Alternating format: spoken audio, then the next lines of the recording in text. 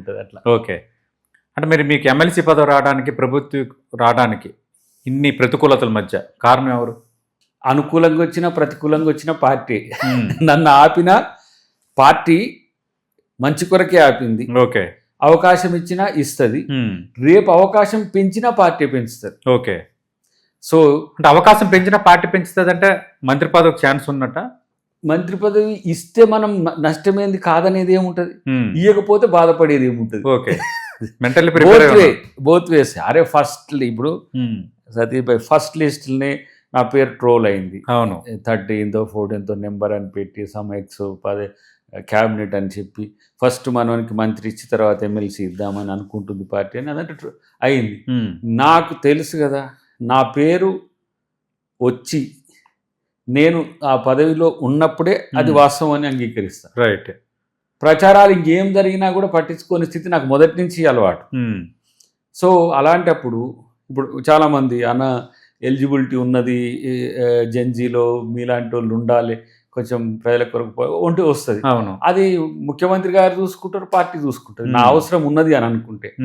Otherwise ఇప్పుడు for example చెప్తాను మీకు, ఫలాని వ్యక్తి రేవంత్ రెడ్డి గారితో మంచిగా ఉంటాడు కాబట్టి ఆయనకు కంపల్సరీ ఒక మంచి పదవి వస్తుందని అందరూ ఊహిస్తారు. అవును.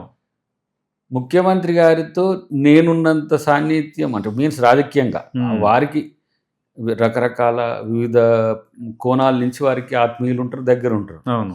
రాజకీయాల్లో ఏంది, రేవంత్ రెడ్డి గారికి మంచి అనుకూలంగా ఉండేటోళ్ళు ఒక టాప్ 10లో ఉంటే నేను ఒక్కరిని ఉంటాను.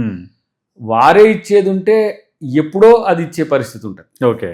ఇట్లా డ్రాగ్ చేయాల్సిన అవసరం ఉంటుంది. మల్టిపుల్ కాంగ్రెస్ అంటే మల్టిపుల్ లేయర్స్ ఉంటుంది.